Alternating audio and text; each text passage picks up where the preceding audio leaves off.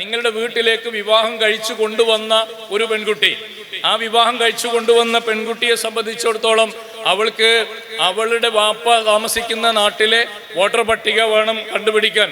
2002 voter പട്ടികയിൽ ആ കുട്ടിയുടെ വാപ്പയും ആ കുട്ടിയുടെ ഉമ്മയും ഏത് നാട്ടിലാണോ ഉള്ളത് അവരുടെ വോട്ടർ പട്ടികയിൽ ഈ വിവരങ്ങൾ ഇതിൽ കൊടുത്തിട്ട് വേണം. അങ്ങനെ കൊടുത്തു കഴിഞ്ഞാൽ നമ്മൾ താമസിക്കുന്ന പുതിയ വീട്ടിലെ വോട്ടർ പട്ടികയിൽ ഇവർ കയറി വരുമോ എന്നുള്ളത് 100% കൃത്യമായി അവർ പോലും ഉത്തരം പറയുന്നില്ല. വോട്ടർ പട്ടിക ഈ പറയുന്ന ഇതൊക്കെ ഡിജിറ്റലൈസ് ചെയ്താൽ പിന്നെ തെരഞ്ഞെടുപ്പ് കമ്മീഷൻ ചെയ്യേണ്ടത് എന്താണ്?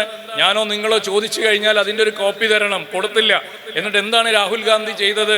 രാഹുൽ ഗാന്ധി 6 മാസക്കാലം ഏതാണ്ട് 100-200 മനുഷ്യന്മാരെ ജോലിക്ക് വെച്ചിട്ടാണ് അവിടുത്തെ വോട്ടർ പട്ടിക പഠിക്കുന്നത്. ഒരു അസംബ്ലി മണ്ഡലമല്ല, 7 അസംബ്ലി മണ്ഡലത്തിലെ വോട്ടർ പട്ടിക നിരന്തരമായി പരിശോധിക്കുന്ന സമയത്താണ് ഒന്നിൽ കൂടുതൽ വോട്ടുകളുള്ള ധാരാളം മനുഷ്യന്മാർ, വീട്ടു നമ്പർ പോലും ഇല്ലാത്ത 0 നമ്പർ വീടിന്റെ മുകളിൽ 68 വോട്ടർമാർ അങ്ങനെ കൊണ്ടുവന്ന് എന്താ ചെയ്തത്?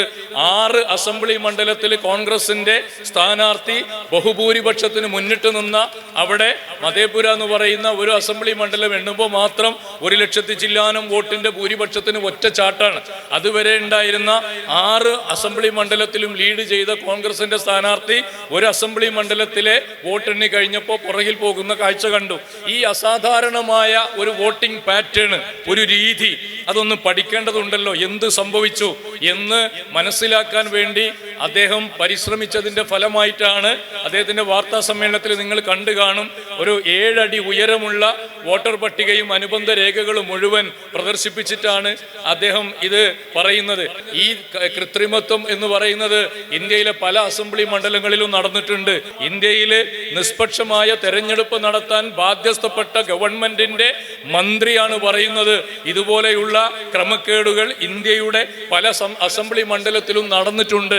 അപ്പൊ രാഹുൽ ഗാന്ധിയുടെ കേവലം ആരോപണങ്ങൾ മാത്രമല്ല, അത് ശരിവെക്കുന്ന കേന്ദ്രമന്ത്രി ഈ രാജ്യത്തുണ്ടായിട്ട് പോലും നമ്മുടെ തെരഞ്ഞെടുപ്പ് കമ്മീഷൻ എന്ത് നടപടിയാണ് അതിന്റെ മുകളിൽ സ്വീകരിച്ചത്? ഇതാ ഞങ്ങൾ നടത്തിയത് സുതാര്യമാണ് എന്ന് പറയുന്നതിന് പകരം എവിടെയോ തൊടാത്ത കുറെ ഉത്തരങ്ങൾ പറഞ്ഞ് രാഹുൽ ഗാന്ധി ഓരോരുത്തരുടെയും പേരിൽ അഫിഡവിറ്റ് ഫയൽ ചെയ്യട്ടെ എന്ന് പറഞ്ഞ ഒരു മുടന്തൻ ന്യായം പറഞ്ഞ് ഒറ്റ ദിവസത്തെ വാർത്താ സമ്മേളനത്തിലൂടെ അപ്രത്യക്ഷമാവുകയാണ് ഇന്ത്യയിലെ തെരഞ്ഞെടുപ്പ് കമ്മീഷൻ ചെയ്തിട്ടുള്ളത്. അപ്പോൾ ഇതെല്ലാം സൂക്ഷ്മമായി പരിശോധിക്കുമ്പോൾ നമുക്ക് പ്രഥമദൃഷ്ട്യാ ബോധ്യപ്പെടുകയാണ് ഈ പറയുന്നതിൽ വലിയ കൃത്രിമത്വം ഉണ്ടായിട്ടുണ്ട്.